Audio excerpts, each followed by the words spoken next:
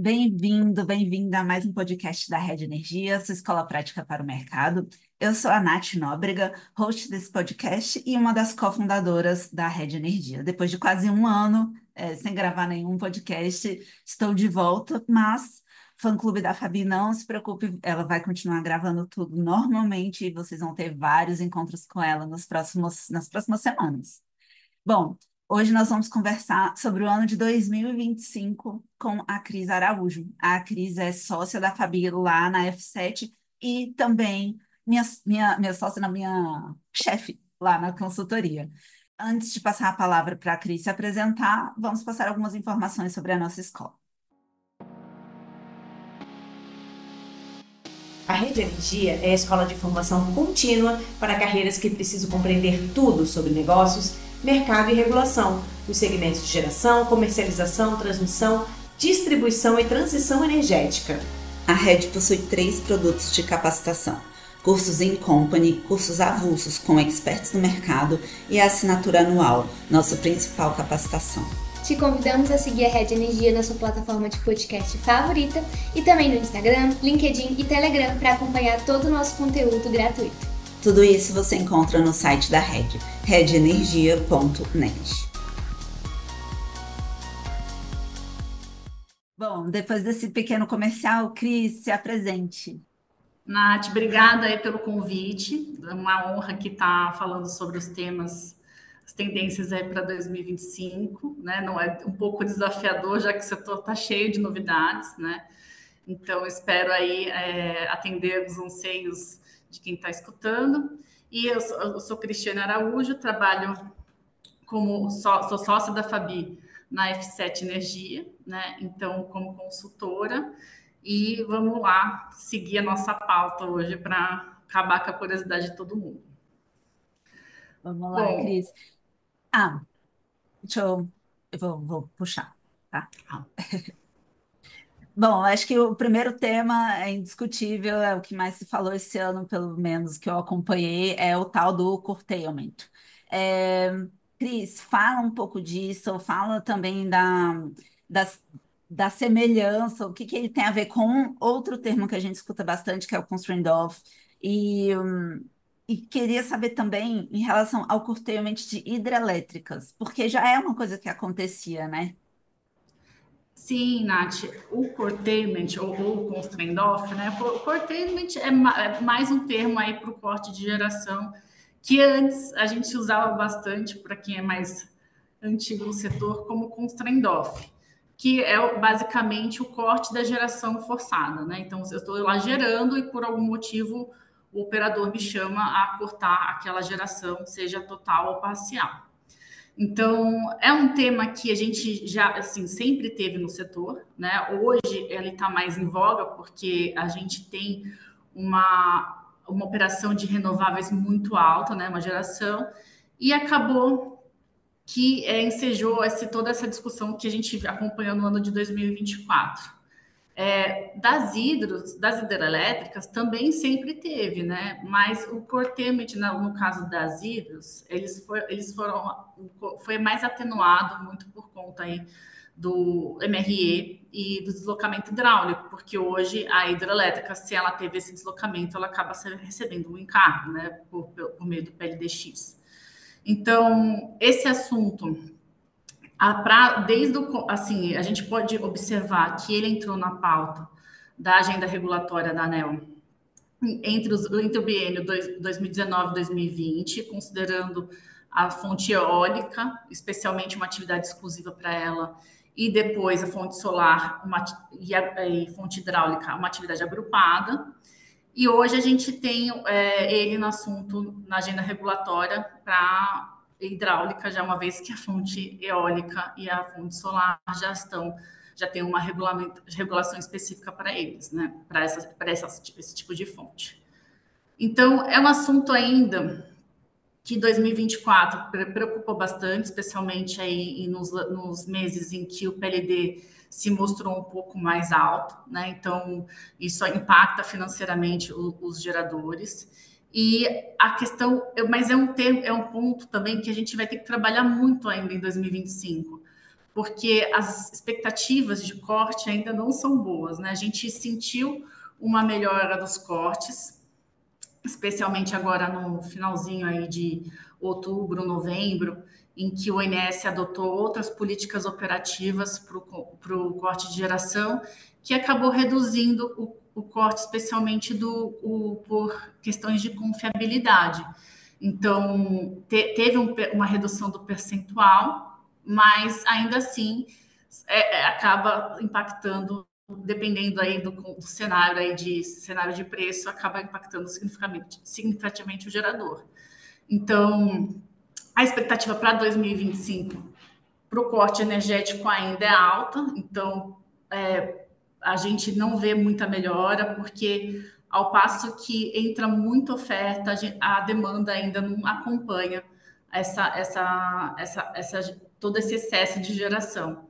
E fora que também a gente tá falando agora da MMGD, né? Micro e mini geração. Então, a gente pode observar nos últimos estudos divulgados pelo ONS, especialmente do plano 2025-2029, que já houve um aumento de cerca de 10% e de megawatt médios para a geração para micro e mini geração, já para 2025, se comparado com a segunda revisão quadrimestral do plano. Então, ou seja, essa é uma curva bem ascendente, né, para esse tipo de geração. A gente também tem uma expectativa de contratos prorrogados para as térmicas inflexíveis.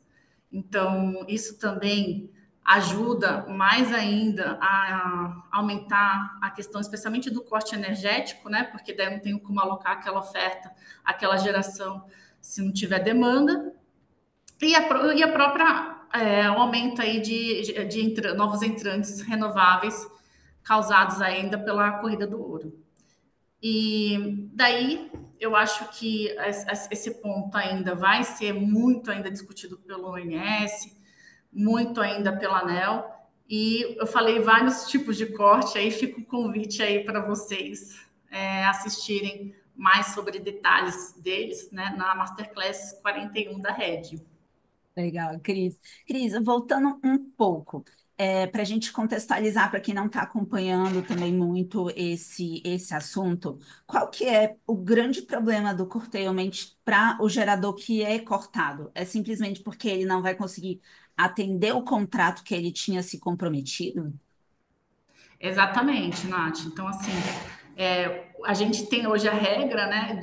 As regras, cada um para seu tipo de fonte, para cada tipo de contrato, mas especialmente esses entrantes agora que entraram, que tem contrato no PPA, no ACL, vão acabar sofrendo muito com isso, porque eu não consigo honrar aquele balanço que todo mundo sabe, né? Nas regras, recursos versus requisito. Eu vou ficar exposta, assim, ao preço de mercado de curto prazo, o famoso PLD, e isso pode impactar meu caixa, enfim, eu tenho que estar preparado para sentir esses impactos financeiros. Perfeito. E você comentou também sobre a previsão para 2025 não é muito boa em relação aos cortes, que ele pode ser que aumente ainda mais, mas existe alguma perspectiva deles em algum momento diminuírem? Nath, existe, né? A gente viu nos estudos do ONS mais para 2030, 2031, então fora do horizonte aí de 2025. Até porque a gente tem uma expectativa de novas cargas entrarem, né? Grandes cargas que a gente tem, aí os data centers, hubs de hidrogênio. Então, assim, a gente vislumbra uma expectativa de redução maior desses cortes, mas não para 2025. Tá, entendi. Então é mais por uma previsão de aumento de carga para o futuro, que aí teria essa perspectiva Sim. de. E eu imagino que também tecnologias como a própria bateria, a resposta da demanda comecem a entrar também e a aliviar um pouco isso, né? O que que você acha? A bateria especialmente, tá, Nath? Porque daí eu consigo ter uma tecnologia em que o agente gerador que sofre um curtailment, ele pode arbitrar em relação a preços, né? Ele pode ter uma usina associada com uma bateria e ele consegue saber qual o melhor horário que ele vai armazenar, qual o melhor hora que ele vai injetar energia na rede. Eu acho que isso é um ponto bem interessante para o gerador renovável. Mas ainda, sim, a bateria tem que parar de pé, né? O ovo tem que parar de pé. Legal. Acho que a gente vai falar disso mais um pouquinho para frente, Cris, sobre as baterias e sobre parar de pé. Não, ó, gente, eu estou seguindo aqui um roteirinho, porque a Fabi fala que eu faço perguntas inesperadas muito difíceis, o que não é verdade, mas acabei de ver que eu peguei a Cris aqui de surpresa em relação a essa questão das baterias, né, Cris? Mas fala só um pouquinho, eu sei que na F7 a gente está estudando sobre bateria e viabilidade. Você pode adiantar um pouquinho sobre o ovo parar de pé, ou se ele vai sair rolando? Como é que vai ficar isso em relação às Sim. baterias? Então, Nath, a gente, na F7, a gente fez um estudo especialmente endereçado para a consulta pública do Ministério 176, que falou sobre o leilão de reserva de capacidade de baterias. A expectativa do Ministério nesse leilão era ter um ativo, né, no caso a bateria, que ela funcionasse como o vencedor daquele leilão, eles não estaria sujeito às exposições financeiras do mercado de curto prazo. Então, seria como se fosse um ativo de transmissão, que eu vou prestar um serviço e eu vou manter aquele ativo operante. Daí, nessa ocasião, a gente fez alguns estudos, motivados até por conta de uma nota técnica da IPE, que dá oportunidade à arbitragem de preços. Então, isso é muito importante porque o gerador, ele é o cara do setor que ele vai, com certeza, minimizar os efeitos dele, consequentemente, se eu estou minimizando os efeitos financeiros do gerador, obviamente alguém está tendo menos prejuízo com isso. Então, eu consigo utilizar melhor o momento da rede para eu carregar minha bateria e o melhor momento da rede para eu descarregar, porque o gerador responde ao sinal de preço. Então, a gente teve, agora, talvez falando de leilão, né, a gente teve essa consulta, tá? Tem um anseio muito grande no mercado, especialmente para os geradores renováveis, para que isso aconteça em 2025.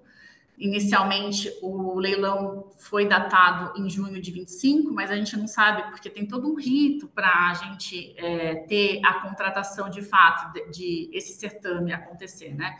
A gente tem que ter a própria diretriz do leilão, tem que ser sistemática, a ANEEL depois precisa aprovar edital, contrato. Então, isso a gente não sabe se vai se concretizar, mas há uma expectativa muito grande no mercado para que isso ocorra em 2025. Bacana, Cris. Ô, Cris, e lembrando aqui um outro ponto que você trouxe ainda no assunto dos cortes de geração, sobre a MMGD, né? Só uma reflexão mesmo, assim, engraçado que nos últimos anos teve tanto auê, tanta discussão em relação às regras, vai inviabilizar, vai atrapalhar. Cara, isso nitidamente não aconteceu, né? Porque pelo crescimento que está sendo previsto para os próximos anos de MMGD, mesmo com o impacto que tem na rede de distribuição e tudo, elas continuam num crescimento assim, vertiginoso, né? Com certeza, Nath. Se aumentar mais subsídios para a MMGD, a tendência é só piorar, né? Porque a gente tem uma incidência aí, os números são bem altos, eu diria, né? A expectativa, eu falei de mega médios, que é importante a gente ter um mega médio, porque de fato é quanto que a expectativa de geração daquela aquela geração distribuída. Mas em termos de capacidade instalada, os volumes são bem altos para 2000 inclusive no horizonte de 2029. Então, é bem importante aí, acho que o crescimento dela é vertiginoso. Você usou uma palavra bem interessante, né? É um crescimento vertiginoso. Legal, Cris. E agora, então, vamos avançar para a consulta pública 45, que eu acho que vai ser um dos tópicos aí, bem para esse começo de ano, né? Se eu não me engano, ela está aberta nesse momento. A gente está gravando em meados de dezembro, deve ir ao ar no começo de janeiro, no máximo. Sim, Nath. Na última reunião da ANEEL, agora, na semana passada, foi aberta a terceira fase da consulta pública 45. Ela tem um prazo aí de contribuição para quem quer contribuir até o dia 10 de fevereiro. Então, é algo que vai ser.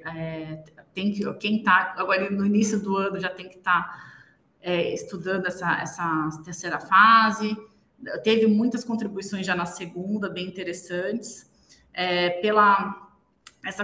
Essa consulta pública agora, ela traz na segunda fase uma proposta de ordem prioritária para cortes de geração. Então, entrando agora especialmente no corte de razão por razão energética, né? Então, a expectativa da ANEEL é criar uma ordem que siga, né? Eu priorize, especialmente os geradores que impactem custo ao consumidor, que são basicamente aqueles que estão fora da ordem de mérito. Então, algum gerador que, por alguma razão, foi despachado fora da ordem de mérito, e assim sucessivamente. Eu vou seguindo.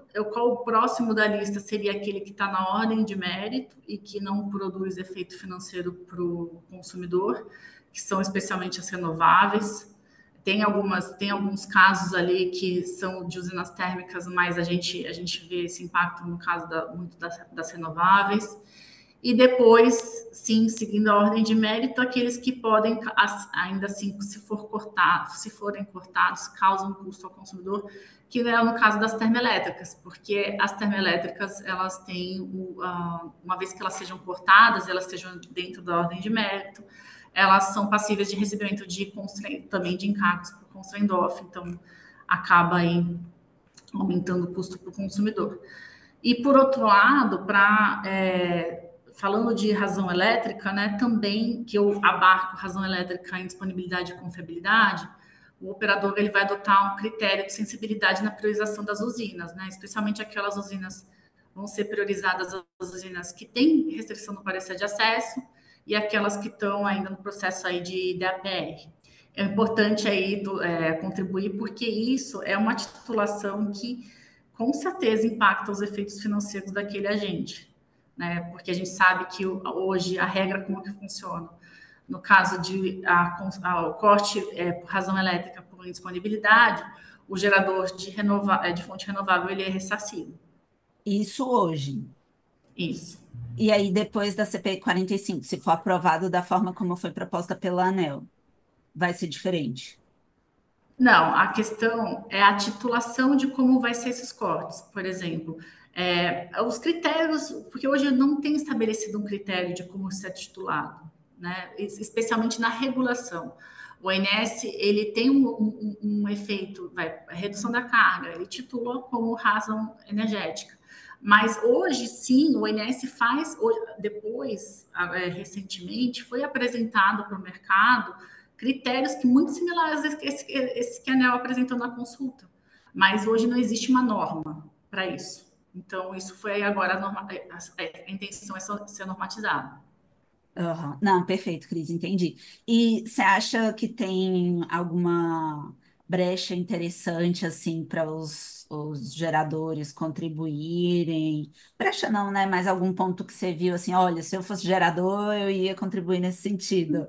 Você viu alguma coisa assim? Ou não Tem. pode contar, só pode contar para quem contratar a F7. Isso é interessante, porque só pode contratar, só pode contar. Eu acho que vale a pena a gente falar que na última reunião de diretoria foi a intenção era seguir para terceira fase, só para detalhar como é que seriam os cortes por sensibilidade.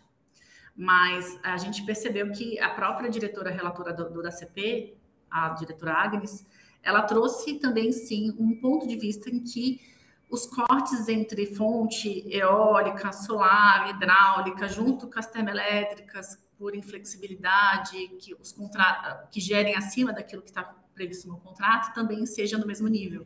Então, se eu fosse renovável, eu com certeza contribuiria nessa terceira fase, nesse sentido, corroborando com o que a diretora Agnes trouxe na última reunião de diretoria. Entendi, Cris. Legal. Tem que fazer conta, né, Cris? Tem que fazer cenário e fazer conta, né? do que seria com cortado, certeza. do quanto, do proporcional.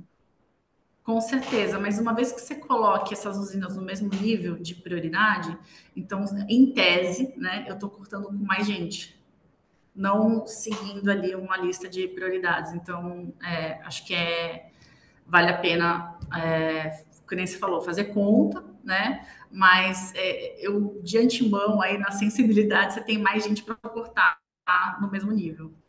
Certo. E quem não quiser fazer conta, contrata a gente, que a gente faz, né, Cris? Lá na Com F7, não na certeza.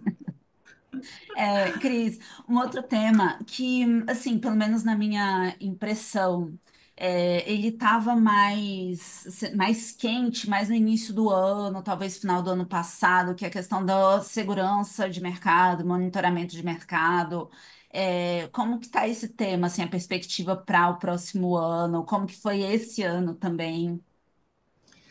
Então, Nath, no finalzinho de outubro desse ano, a CCE ela encerrou os 12 meses aí de ciclo do período sombra do monitoramento prudencial. Então, acho que é importante lembrar que a CCE também divulgou um relatório com as lições aprendidas, quais foram os principais pontos ali deste período sombra que o mercado tem que saber, né? Também teve um workshop da CCE em dezembro falando sobre isso, sobre esse tema. Primeiro que de tudo, por que a gente fala de segurança de mercado? Porque é um tema essencial para garantir a liquidez e sustentabilidade do mercado. Se eu não tivesse, se eu não garantir um mercado seguro, eu acabo reduzindo a negociação, produtos.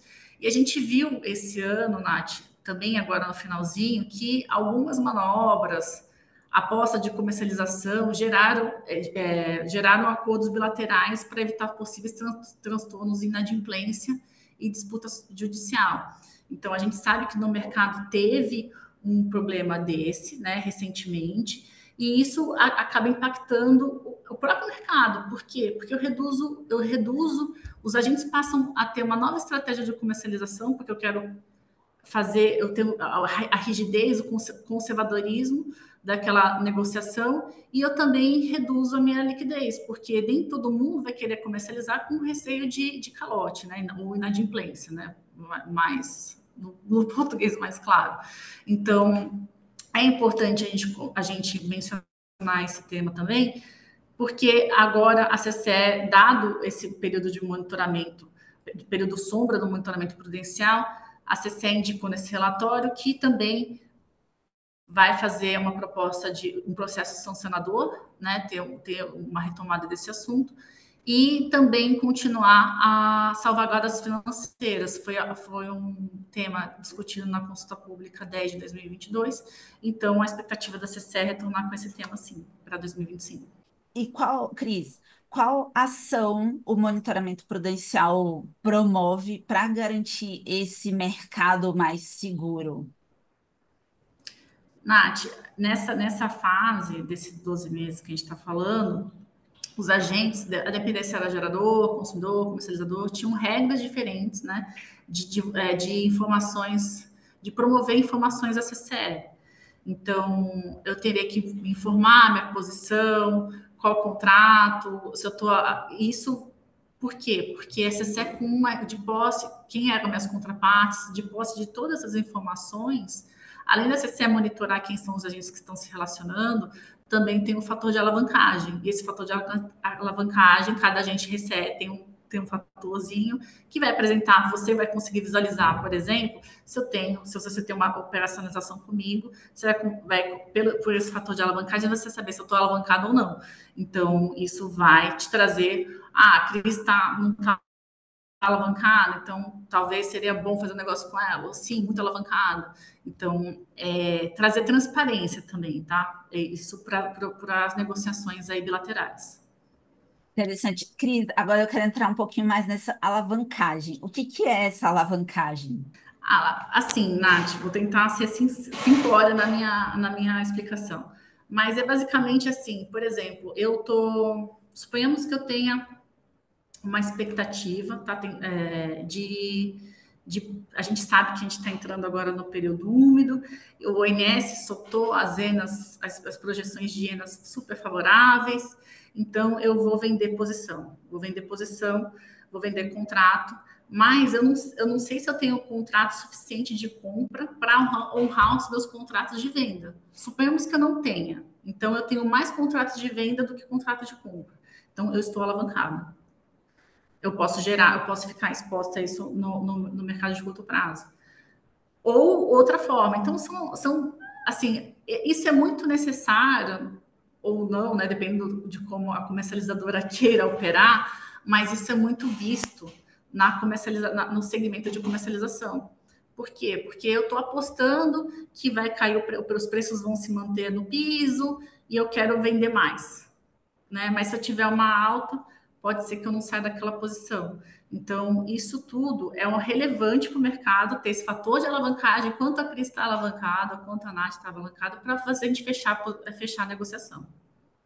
Perfeito. Entendi, Cris. Porque se você tiver excessivamente alavancada e vier um preço, por exemplo, muito alto, um PLD muito alto inesperadamente, você pode não ter como pagar isso, ficar inadimplente, e aí tudo vai repercutir ali, o efeito disso vai para o MCP como um todo, né? Para todos os credores do MCP, né? E até honrar os próprios contratos bilaterais, tá, Nath? Então, a gente esse é algo meio emblemático no setor, a gente teve casos assim, já houve casos assim, então é importante, não depende do risco de como a gente está querendo operar com o outro. Se eu sou um risco agressivo e conheço a Natália, ela assim, idônea, vou buscar informações dela, ela costuma operar alavancado. De repente eu sou passível, dependendo do preço que ela fizer o contrato para mim, vale a pena ou não. Isso é uma avaliação de risco da política de risco de cada agente. Mas, assim, eu tenho que mostrar para o mercado se a Natália, se a Cris está alavancada ou não. Perfeito, Cris. E aproveitando que a gente está falando de preço, e o New Wave híbrido seria um tema também para 2025? Sim, Nath. O New Wave híbrido, assim, por que a gente está falando dele, né? Primeiro, porque a gente a expectativa de se representar as restrições hidráulicas mais próximas da operação do sistema. Então, a questão principalmente de turbinamento, vazão mínima para usinas a fio d'água, e isso ser compatível com o modelo Decomp, o que aproxima os resultados de ambos os modelos. A expectativa é que esse aprimoramento proporcione maior coerência dos resultados, né, dos modelos em si, e ainda tenha uma assertividade, né? Eu vou falar dessa forma, mas embora seja questionável algumas coisas disso, né? Alguém questione melhor essa parte da assertividade, mas o fato é que o modelo híbrido, o New Wave híbrido, ele entra em operação agora a partir de janeiro de 25. Ele é híbrido porque ele tem um horizonte hoje o New Wave ele trabalha com usinas por reservatório equivalente, né, por todo o período dele do horizonte. E ele vai ter nos primeiros 12 meses do horizonte do New Wave, ele vai adotar a individualização das usinas, e após isso ele se mantém a representação de forma agregada por reservatório. Então, a gente sabe aí que existe alguns contrários a essa mudança. Por quê? Porque acaba hoje a operacionalização dos agentes, principalmente comercializadora, todos de uma forma geral. Mas quem faz muito estudo, pessoal de middle, né? Talvez seja melhor a palavra, não comercializador, mas pessoal de middle que faz bastante estudo para verificar a questão de preço. Hoje o processamento do New Wave, tem gente que fala para mim que ele está 5 vezes mais do que antes. E às vezes nem converge direito. Então, existe essas questões operacionais que acabam gerando um entrave para quem está nesse segmento. Mas o New Wave híbrido, ele está em período sombra, né? A gente está falando agora, a gente está em dezembro, então ele teve o período sombra de agosto e dezembro, e como eu te falei, ele entra em vigor a partir de já está foi decidido pela CEPAMP, ele entra em vigor a partir de janeiro de 2025. Tá, então não tem nada que se possa fazer, assim, do ponto de vista do agente. Não vai ter mais uma consulta pública, algo que possa intervir. É decidido e vai ser implementado. Sim, a ANEEL já fez a tomada de subsídios com participação dos agentes, então já está decidida a sua implementação. Entendi, Cris. E sobre o CEPAMP? Você comentou agora, né, que você acabou de comentar dele. É, E ele foi sim, extinto. foi. A CEPAMP, Nath, a CEPAMP é a comissão permanente, era, né, a comissão permanente para análise metodologias de programas computacionais do setor. Ela era formada, tinha cadeira do Ministério, EPE, então, nesse ano foi publicada a resolução CNPE 01, que estabeleceu sua extinção a partir de agosto. Então, a CEPAMP aprovou o New Wave híbrido, né, e depois, a partir de agosto, ela foi extinta. Então, essa resolução, ela estabelece que a ANEEL vai instituir, vai organizar, supervisionar também um comitê de governança específica para aprimoramentos de metodológicos e parâmetros dos modelos computacionais. Essa atividade, ela está prevista na agenda regulatória 2025-2026, a expectativa de correr até no primeiro semestre de 25, acho que é bem aguardada aí para atender os anseios aí do mercado de como esse assunto vai se desenrolar. E a gente, semana passada, né, a gente está falando de dezembro, mas recentemente o ONS e a CCE encaminharam uma carta à ANEEL propondo como é que seria a organização e operacionalização desse comitê, tá? A expectativa é simplificar. Hoje a gente tem o Comitê Técnico PMO-PLD, então simplificar o regimento interno desse CT. A gente, no mercado todo mundo chama CT PMO-PLD, e extinguir os comitês temáticos que hoje existem, né? Até os grupos técnicos. Por quê? Porque a ideia é dar mais agilidade ao processo de aprovação dos ajustes. Então, a gente a gente viu a carta da CCE e do ONS. A intenção é criar uma comissão gestora, né, que seria mais próxima ali da parte mais técnica, de alteração de metodologia, de parâmetros, ter uma comissão deliberativa, né? E essa comissão deliberativa, ela tendo uma aprovação dessa alteração, 50% CCE, 50% do ONS, esse consenso, isso seria submetido ao ANEEL. Mas aí isso é uma proposta, né, da CCE e do ONS, e isso aí provavelmente vai ser bem discutido aí naquela atividade da agenda regulatória que eu mencionei. Perfeito, Cris. Ô, Cris, e você acha que tem espaço, por exemplo, para algum agente que não tenha ficado satisfeito com essa decisão do New Wave híbrido e tudo, abrir alguma discussão de, foi uma decisão tomada pela CEPAMP que já foi extinta. Tem algum espaço para brigar nisso por conta disso, ou você acha que não?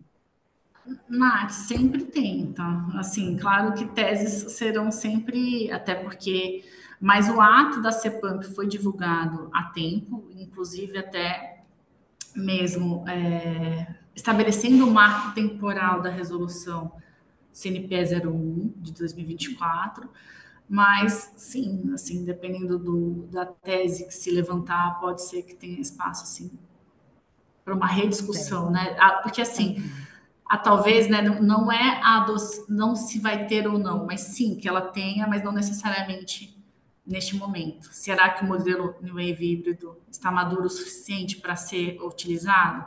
Essa pergunta que se faz. Perfeito. Cris, o que mais que você vê para 2025? Olha, Nath, um tema bem importante são os leilões, né? Eu comentei anteriormente do leilão de bateria, mas é importante, a gente não pode deixar passar batido que a gente teve uma consulta pública do Ministério com a expectativa de ter o leilão de reserva de capacidade, especialmente, para ter uma oferta mais firme no sistema. Então, naquela consulta pública a gente já teve leilões de reserva de capacidade para usina termoelétrica, agora seria também incorporando usina hidroelétrica. Então, Foi até nesse bojo dessa consulta que deu ensejo à abertura da consulta pública para o leilão de reserva de capacidade para baterias, mas é importante que esse leilão aconteça. Então, existe uma expectativa do mercado muito grande, justamente para garantir a segurança e confiabilidade das operações, tá? Então, e ao mesmo tempo que seja um mecanismo competitivo para ter reação ao sinal de preço, né? Então, eu participo do mecanismo competitivo, a expectativa é que eu tenha um preço melhor para a oferta daquela geração que é necessária para o sistema, especialmente agora. A gente está num imbróglio muito grande com relação ao atendimento do horário de ponta. Então, essas usinas aí são esperadas por ser mais flexíveis, a expectativa dela é mais flexível, e esse leilão aí precisa aí sair.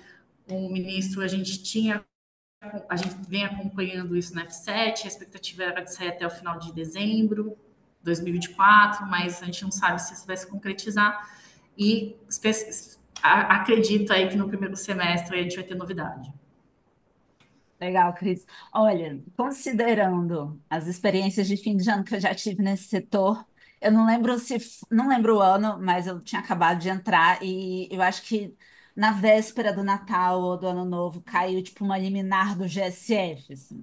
Considerando esse tipo de coisa, se tivesse que ter um bolão, assim, se tivesse que participar de um bolão, você apostaria que ainda sai esse ano na véspera de um descanso ou só semestre que vem mesmo, Cris? Olha, Nath, eu não duvido que, assim, esse ano eu não digo, mas que de repente saia duas portarias das diretrizes do leilão de reserva de capacidade para hidro e térmica e outro de reserva de capacidade para baterias no mesmo dia, no diário oficial, eu não duvidaria, tá? Muito bom. Ó, ouvintes, deixem nos comentários o que vocês apostariam no bolão, tá? Legal, Cris. E aí, esse tema já tem, né, tudo a ver ali com a questão dos aprimoramentos regulatórios para baterias e usinas reversíveis. Você quer falar um pouquinho mais disso?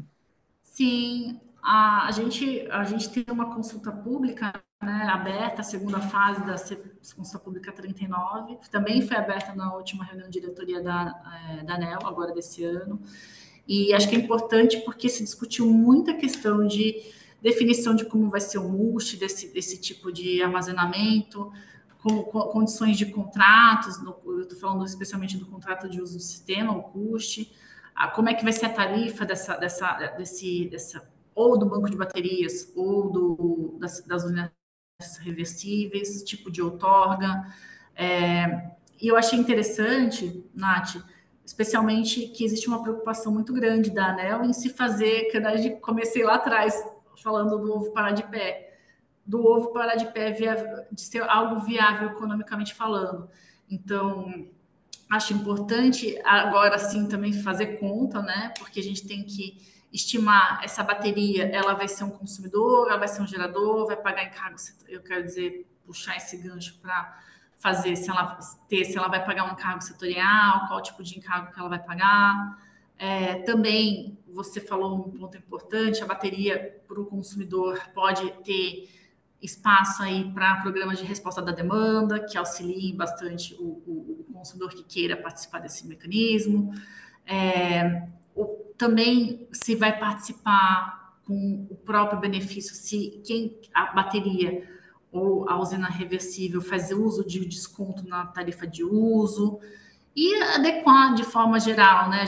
Quando a gente fala de uma nova tecnologia, de novo tipo de arranjo aí comercial, também adequar procedimentos de rede, regras de comercialização e os próprios PDCs, os procedimentos de comercialização.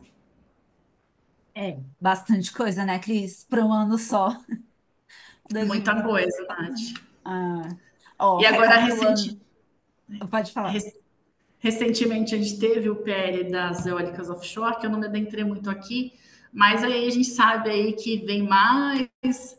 Até, Nath, comentar, eu achava, depois da MP 1212, que a gente não ia ter mais um puxadinho no artigo 26 da Lei 9427.